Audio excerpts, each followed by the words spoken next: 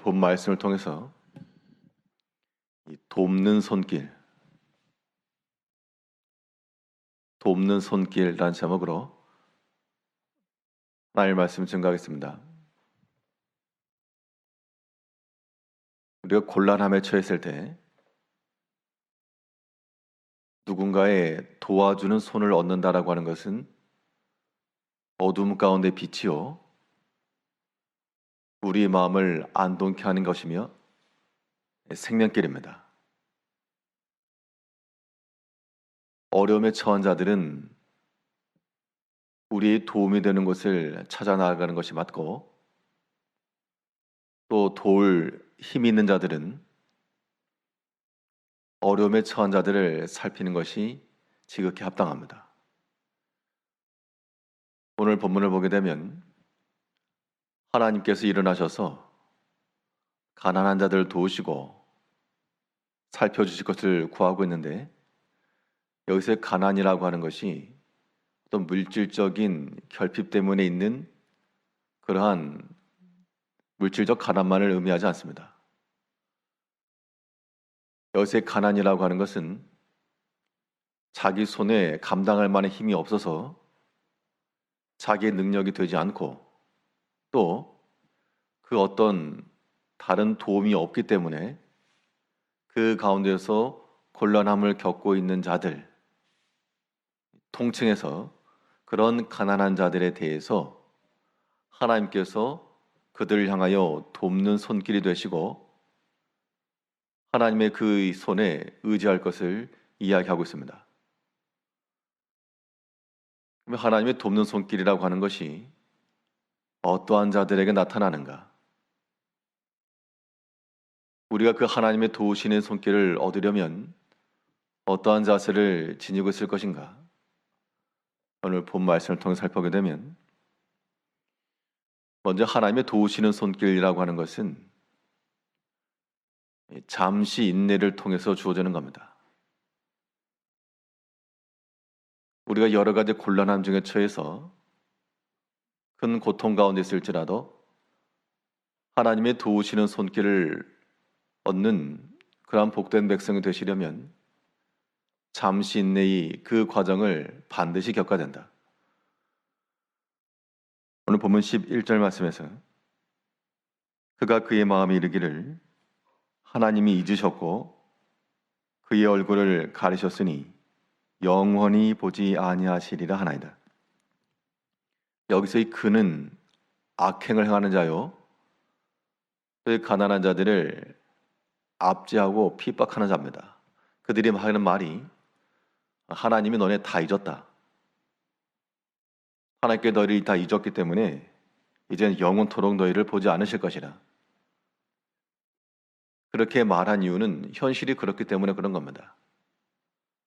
딱 봐도, 누가 봐도 하나님께로부터 도움도 받지 못하고 사람으로부터 버림받은 것 같고 아무런 기대도 소망도 없어 보이는 그러한 현실적 삶의 모습을 보니까 넌 이제 끝났다.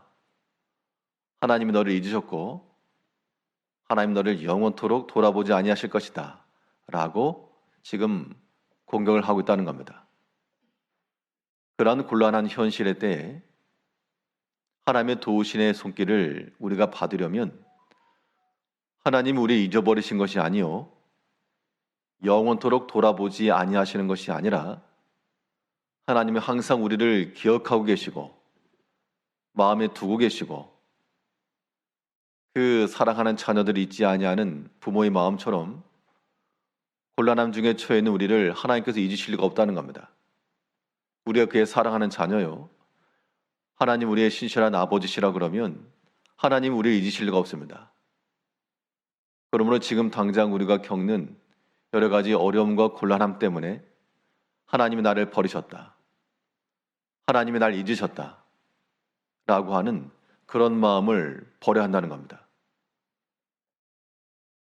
비록 우리가 환난을 당할지라도 그 환난을 당하는 그 시간이라고 하는 것은 지극히 경미하다 그랬습니다.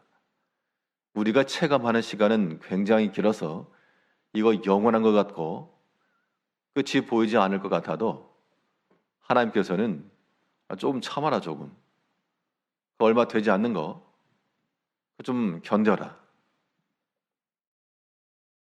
하나님께서 우리를 아끼고 사랑하시기 때문에 우리의 원하는 것을 응석바지에 다 들어주지 않으시고 때로는 인내하기도 하시고 때로는 아픔을 당하기도 하시고 그러한 어려움의 때를 겪게 하시는 하나님이심을 우리가 기억을 해야 됩니다.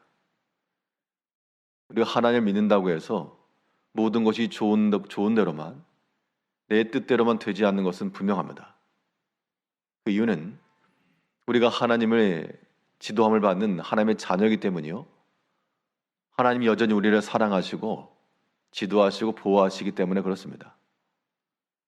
이러한 믿음 가운데 있는 주의 백성들은 우리 여러 가지 곤란함 중에서라도 영원한 환란이 아니요 우리의 잠시 받는 그러한 어려움의 때인 줄 알고 그 잠시의 인내를 우리가 감당해야 됩니다. 실제로 하나님께서 우리에게 감당케 하시는 것이 그리 큰 게 아닙니다. 지나고 보면 참 아무것도 아닌 경미한 것. 그 때에는 굉장히 어렵고 고달파도 하나님께서 절대 우리가 감당치 못할 시험을 허락지 않으신다 했으니까 또 시험을 당해도 피할 길을 주신다 약속하셨으니까 우리의 모든 시험과 곤란과 어려움은 감당이 가능한 것이요 또 하나님께서 은총을 베푸셔서 감당케 하실 수 있다 라고 하는 그런 마음을 가지고 우리가 모든 인내 때를 지내야 됩니다. 하나님의 도움의 손길이라고 하는 것은 그 마음에 하나님을 기대하고 비록 잠시나 그 잠시의 인내를 통해서 하나님의 그 도우심의 손길을 얻을 수 있습니다. 하나님의 돕는 손길이라고 하는 것이 어떠한 자들에게 나타나는가? 잠시 인내함과 동시에 병행되어야 될 것은 항시 기도하는 겁니다. 하나님께서 나를 도우시고 나를 지켜주실 것에 대해서 믿는데 믿으면서 가만히 있는 것 아니고 그 믿는 마음을 가지고 인내하시면서 지속적으로 반복하여 끊임없이 하나님 앞에 구해 나가야 됩니다. 그래서 우리 성도의 삶에 있어서 기도 생활이라고 하는 것이 중요한 것인데 이 성도의 기도라고 하는 것은 단지 우리의 필요를 구하는 그러한 리스트가 아니라 하나님의 도우심의 손길을 구하는 겁니다. 내 인생의 주인이 하나님이시여 하나님의 돕는 힘으로 능히 가능합니다라고 하는 우리의 좋은 신앙 고백인 겁니다. 하나님께서 우리를 잊지 아니하시고 비록 우리의 도움이 없는 나를 돕는 자가 아무도 없을지라도 하나님께서 우리의 도움이 되실 것을 믿고 하나님께 힘써 구하시는 주의 백성이 되기를 믿어야 됩니다. 보면 12절에서는 여호와여 일어나옵소서 하나님이여 손을 두옵소서 가난한 자들을 잊지 마옵소서. 여기서 가난이라고 하는 것이 도움이 없는 자들, 도움을 받지 못한 자들, 그런 자들에 대해서 하나님께서 일어나셔서 그 돕는 손을 드사, 손을 들었다라고 하는 것은 우리를 대적하는 자들을 막아주시는 손이요 우리의 결핍을 채우시는 하나님의 손인 겁니다. 실로 이 하나님의 돕는 손만 우리를 잘 따라온다 해도 우리가 얼마든지 주 안에서 그런 만족 가운데 살아갈 수가 있는 겁니다. 하나님의 돕는 손입니다. 내 손에는 여전히 비어 있을지라도 우리의 두 손이 모아지고 하나 앞에 간절함으로 구하고 찾으면 자비로우신 하나님께서 은혜의 풍성하신 하나님께서 그 간구하는 자의 그 기도를 멸시치 않으시고 반드시 그의 마음 가운데 평안과 위로 주시며 또 우리에게 필요한 것들을 얻게 하신다는 겁니다. 그러한 경험이 그러한 기도의 응답들이 우리로 하여금 또 하나님을 찾게 만드는 겁니다. 이제 우리의 모든 삶 가운데 여러 가지 곤란함이 있어서 참으로 내가 어려움 가운데 있고 나를 돕는 손이 하나도 없는 것처럼 그런 일을 당하실 때마다 그때 잠시 인내를 요구하시는 하나님을 기억하시고 이 과정을 통해서 만들어지기를 원하시는 하나님의 그 교육 목표가 이루어져야 됩니다. 더불어 하나님을 의지하는 심정을 가지고 항시 간구하고 항상 기도하여 우리 마음이 일순이라도 하나님을 떠나지 않고 비록 나의 약함과 곤란함 중에 있을지라도 충분히 나를 도우실 수 있는 하나님을 의지하고 나가면 하나님께서 우리의 믿음 안에서 도움되어 주시고 또 은혜를 베풀어 주실 겁니다. 이러한 하나님의 돕는 손길을 구하고 얻는 백성들은 그 받은 능력을 가지고 또한 베푸는 손길이 되는 겁니다. 베푸는 손길이라고 하는 것은 하나님의 은혜를 받는 그릇과도 같아서 우리가 욕심쟁이 같이 받고 도움을 얻으려고 하면 하지 말고 하나님께서 우리에게 힘 주시는 대로 베풀고 힘을 쓰면 그 베풀고 돕는 손 자체가 하나님의 갑절에 도우시는 손이 되는 겁니다. 그런 믿음의 원리를 깨달아서 모든 일에 있어서 인내하시고요.